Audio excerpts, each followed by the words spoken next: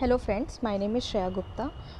मेरे किसी सब्सक्राइबर ने ये रिक्वेस्ट किया था कि duties and responsibility handled by A company secretary को मैं एक्सप्लेन करूं। वैसे अभी मेरे पास फॉलोअर्स ज़्यादा नहीं हैं, तो अभी मैं एक एक की जो भी डिमांड है वो कोशिश करूंगी अपनी तरफ से कि मैं उसको अपलोड कर पाऊँ। तो चलिए हम स्टार्ट करते हैं। Duties and responsibility handled by A company secretary. Company secretary क्या होता है, पहले ये जान लेते हैं, है ना। तो कंपनी सेक्रेटरी जैसे सीएस होता है, वैसे जैसे सीए होता है वैसे सीएस होता है कंपनी सेक्रेटरी। कंपनी सेक्रेटरी मतलब ये एक तरीके का कंपनी का लॉयर होता है। आप ये समझ सकते हैं कि कंपनी में जो भी लीगल काम, जो भी चीज़ें हो रही हैं, मतलब कि उसमें जो भी लीगल एस्पेक्ट लग रहा है, उन सब को क्या बोलते हैं, जो कंपनी सेक्रेटरी होता है वो माइंड में रख कर डायरेक्टर्स को बताता है कि आपको काम इस तरीके से करना चाहिए, ऐसा करना चाहिए, इस तरीके से करेंगे तो लीगली है। तो जितने भी लीगल एस्पेक्ट होते हैं किसी भी बिज़नेस को चलाने के, उस चीज़ों को वो ध्यान में रखते हुए डायरेक्टर्स को सजेशन देता है कंपनी सेक्रेटरी जो होता है। तो सबसे पहला पॉइंट हम लोग देखते हैं आपका, पहले इंट्रोडक्शन देख लेते हैं। Duties of company secretary India in India plays an important role in the company. Role of company secretary in company law commands over the smooth functioning of the administration process in a business environment of the company, as it is top qualification of company secretary in the country. The responsibility and role are very complicated and need channelized attempt to be displayed in a phased manner. इसका मतलब ये हुआ कि जो भी company secretary का role है वो बहुत इम्पोर्टेंस दिया गया है हमारी कंट्री में। वो एक तरीके का जो कंपनी लॉ से रिलेटेड जो भी कमांड्स है, जो भी कंपनी लॉ एक बुक है, उससे रिलेटेड जो भी आपका लीगल एस्पेक्ट है, उन सारी चीज़ों को वो स्मूथली बिज़नेस में फॉलो करवाए। बिज़नेस प्रैक्टिसेस में जो भी प्रैक्टिस हो रही है उसमें कुछ गलत काम ना हो, उन सबको ध्यान देता है और हर चीज़ लीगली तरीके से स्मूथ फंक्शनिंग हो, इस चीज़ को वो एडमिनिस्ट्रेट करता है कंपनी। और ये एक तरह से टॉप क्वालिफ़िकेशन होती है कंपनी सेक्रेटरी की हमारी कंट्री में, और उसका जो रिस्पॉन्सिबिलिटी और जो रोल रहता है वो बहुत कॉम्प्लिकेट रहता है।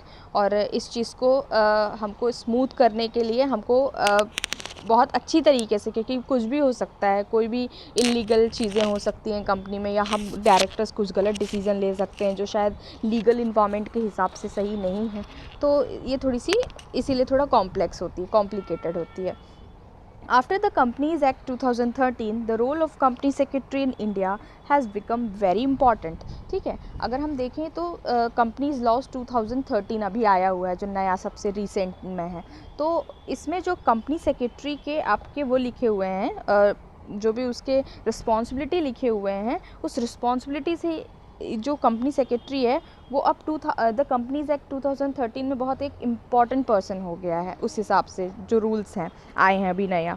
There is a also significant requirement and position of CS with the duties of company secretary under companies act 2013। जो मैंने बताया, इनके मतलब ये सिग्निफिकेंट मतलब होता है इम्पॉर्टेंट। ठीक है, तो इनके पास बहुत सारे ऐसे इम्पॉर्टेंट रिस्पॉन्सिबिलिटीज़ आ गए हैं after coming of companies act 2013।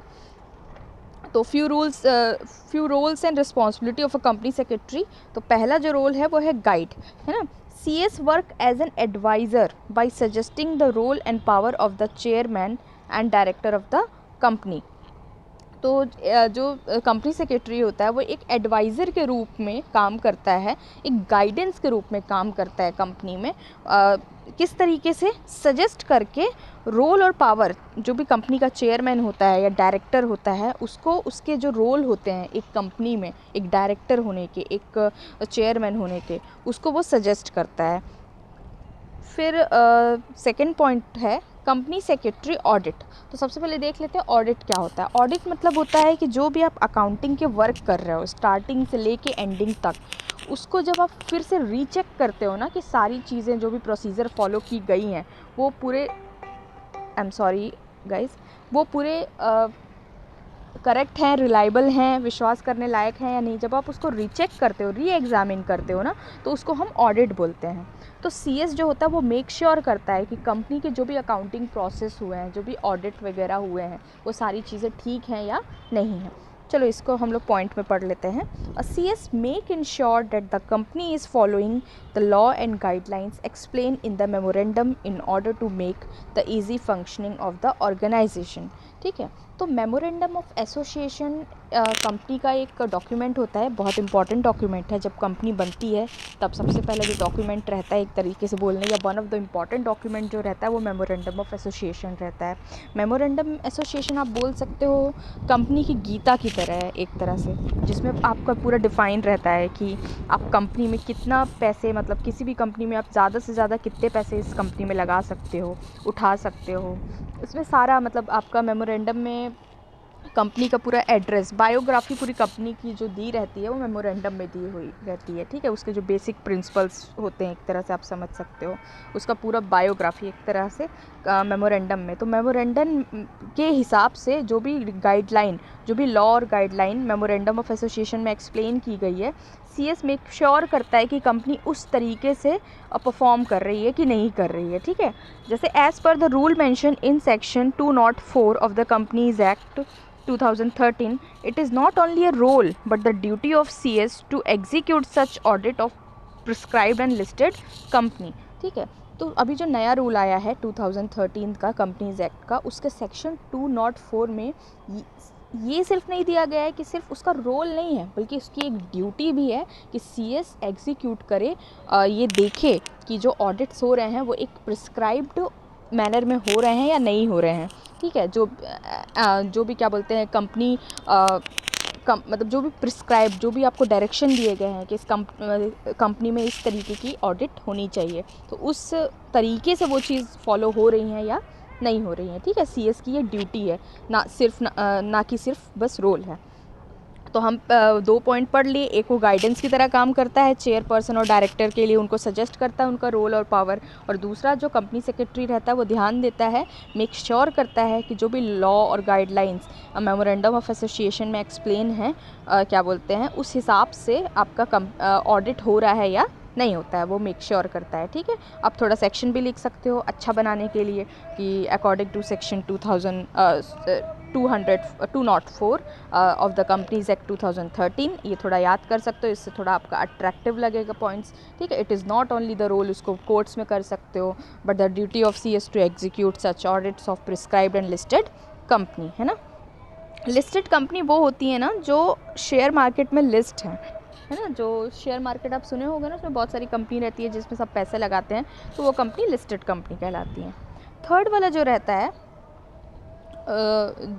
Third वाला जो पॉइंट है, that is legal adviser for business. ठीक है, तो बिज़नेस के लिए, बिज़नेस कैसे चलाना, अभी जो हम लोग सीखे थे वो गाइडेंस था, उस पॉइंट ऑफ व्यू से था कि चेयरपर्सन और डायरेक्टर को गाइड करता है, बट अभी बिज़नेस का एडवाइज़र है कि बिज़नेस में जो भी आप इम्पॉर्टेंट डिसीज़न ले रहे हो, ठीक है, जो भी बिज़नेस एग्जीक्यूट हो रहा है उससे रिलेटेड जो भी लीगल एस्पेक्ट है उसमें वो एडवाइजरी का काम करता है। ओके, तो third point, legal adviser for business.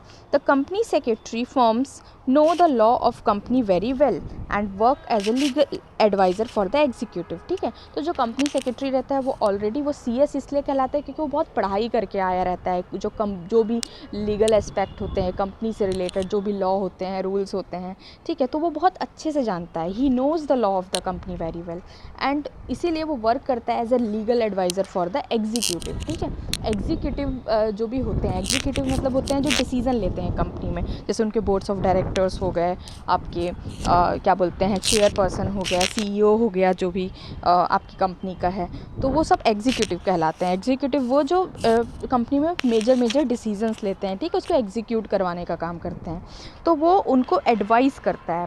तो जो CS होता है वो एग्जीक्यूटिव जो होते हैं उनको लीगल एडवाइस करता है कंपनी के जो भी डिसीज़न होते हैं उसमें। During court of law matters he advises on the company rights by taking the deep subject knowledge from the expert. जो भी कोर्ट लॉ के मैटर होते हैं, कभी भी कोई कंपनी अगर कोर्ट में उसका कुछ मामला चल रहा है, ठीक है, उसके मैटर में, तो वो एडवाइस करता है क्या बोलते हैं कि कंपनी के राइट्स क्या क्या हैं by taking the deep subject knowledge from the expert, है ना। तो जो भी आपके एग्जीक्यूटिव्स होते हैं वो जो CS है उससे डीप नॉलेज मतलब कि उससे डीप सब्जेक्ट नॉलेज लेते हैं। वो जो एक्सपर्ट CS जो एक्सपर्ट है उससे वो नॉलेज लेते हैं कि कंपनी के राइट्स क्या हैं, हम अपने सामने क्या रखें, मतलब वो कंपनी के बिहाफ में एक तरह से आप समझ सकते हो कंपनी को प्रेजेंट करता है एज ए लीगल मैटर में। तो थर्ड पॉइंट ये हो गया। Beside this it is also important for CS to follow these legal aspect, furnishing the annual return and form according to the companies law. ठीक है, इन सब के अलावा उसकी ये भी कुछ इम्पॉर्टेंट वो हैं, क्या बोलते हैं, फंक्शंस हैं या जो लीगल एस्पेक्ट से रिलेटेड है ना, जैसे furnishing the annual return form according to the companies law. जैसे कि जो एनुअल रिटर्न होता है आपका, जो भी एनुअल आपका प्रॉफिट एंड लॉस होता है, बैलेंस शीट होता है आपका, जो भी उनका statement of profit and loss वो होता है, जो भी फाइनेंशियल रिपोर्ट होती है ना, वो उसको फर्निश करवाना रहता है, मतलब उसको शो करना रहता है और उसको बनवाना रहता है कि कंपनीज लॉ के हिसाब से। क्योंकि क्या होता है ना, जो भी हम लोग लास्ट में ना वो बनाते हैं आपका जो भी हम लोग फाइनेंशियल रिपोर्ट्स बनाते हैं ना, उसका एक स्ट्रक्चर होता है कि ये इस तरीके से यहाँ डेबिट रहेगा, यहाँ क्रेडिट रहेगा, यहाँ पर्टिकुलर्स रहेंगे। आप सबसे पहले इन सब चीज़ों के बारे में लिखोगे, मतलब इन सब ट्रांजैक्शंस के बारे में लिखोगे, ये एसेट्स शो करोगे सबसे पहले। उनका एक फॉर्मेट होता है prescribed according to the companies law 2013। तो ये चीज़ इंश्योर करता है कि जो भी एनुअल रिटर्न आ रहा है, उसको एनुअल रिटर्न हम बोलते हैं, जो भी एनुअल रिटर्न आ रहा है वो अकॉर्डिंग टू कंपनी लॉ रहे, उसका जो भी उसका प्रिस्क्राइब्ड फॉर्मेट आ रहा है। ठीक है। Second, helps the chairman and directors in implementing some guidelines effectively, है ना। वो हेल्प करता है चेयरमैन और डायरेक्टर को कि कुछ जो गाइडलाइंस इंपॉर्टेंट है किसी बिजनेस के लिए, वो उन लोग अच्छे से इम्प्लीमेंट कर पाएँ।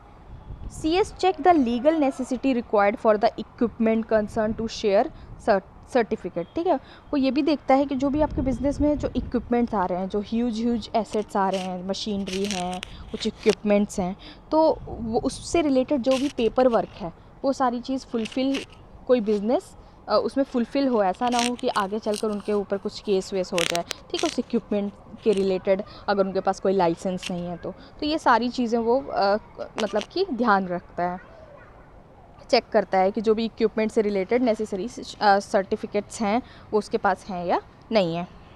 Regulate the flow of dividend in a phased manner according to the law followed by the company, है ना। तो सबसे पहले तो ये देख लेते हैं डिविडेंड क्या होता है। डिविडेंड वो होता है जो कि जो कंपनी के मालिक लोग रहते हैं ना, उनको जो मिलता है, क्या बोलते हैं, रिटर्न, जो इनकम मिलता है, उनकी इनकम कहलाती है डिविडेंड। ठीक है, जो भी कंपनी का ओनर रहते हैं उनकी इनकम का नाम रहता है डिविडेंड। तो वो ये भी देखता है कि जो इनकम का फ्लो है, मतलब जो इनकम बांटी जा रही है, डिस्ट्रीब्यूट की जा रही है, वो एक मैनर में बांटी जाए which is according to the laws. ठीक है, जो कि वो मैनर किसमें प्रिस्क्राइब्ड होगा, आपकी कंपनी लॉ में 2013।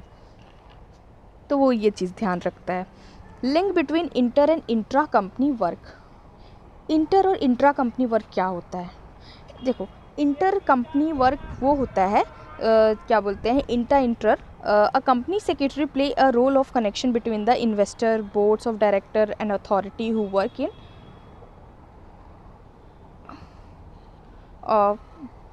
of directors authority who work in director of company's function and regulation। तो देखो, इंटर और इंट्रा क्या होता है कंपनी वर्क, जब ना ऐसा वर्क जब एक और दूसरी कंपनी के बीच में कोई कॉन्ट्रैक्ट हुआ है और उन लोग उस कॉन्ट्रैक्ट में एंटर करे हैं।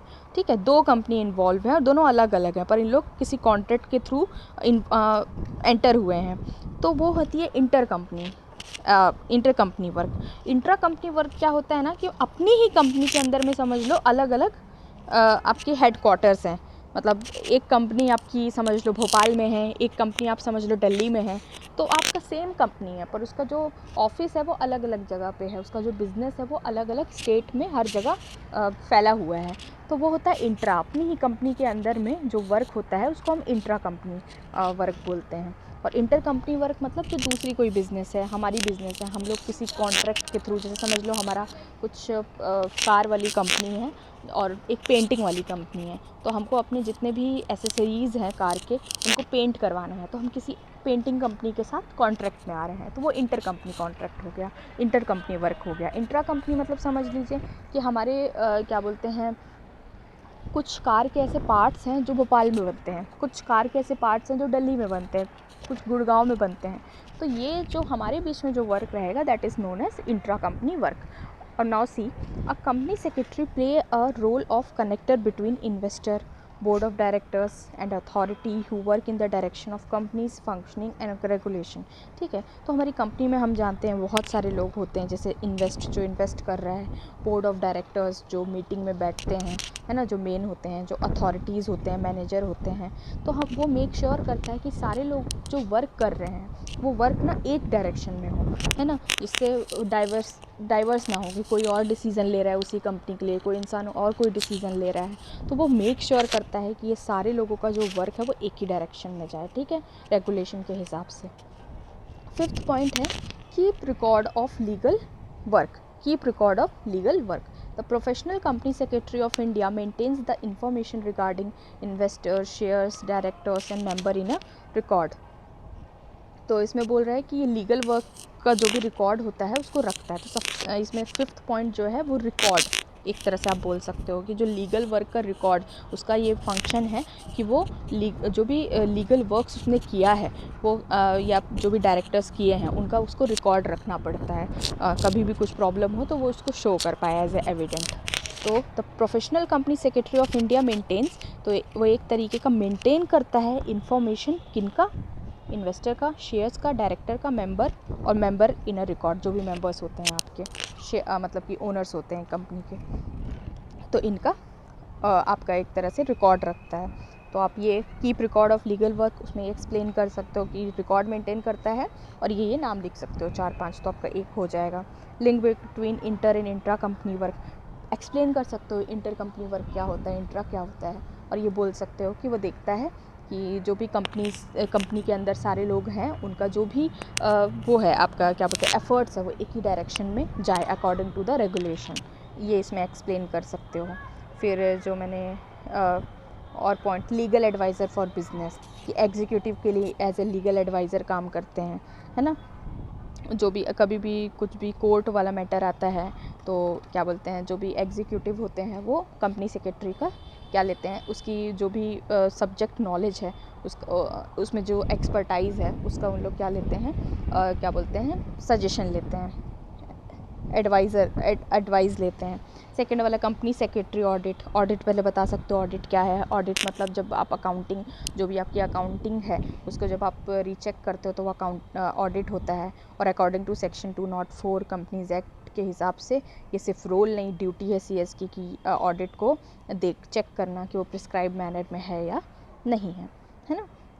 5th पॉइंट बोल सकते हो एज ए गाइडेंस काम करता है, ठीक है, किस तरीके से एज ए गाइड करता है, by suggesting role and power of chairman and director of a company.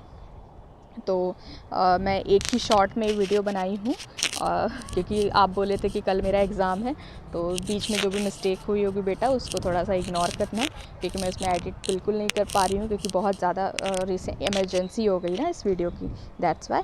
Okay, I hope you like my video, ठीक है। Please share and subscribe my channel. Thank you.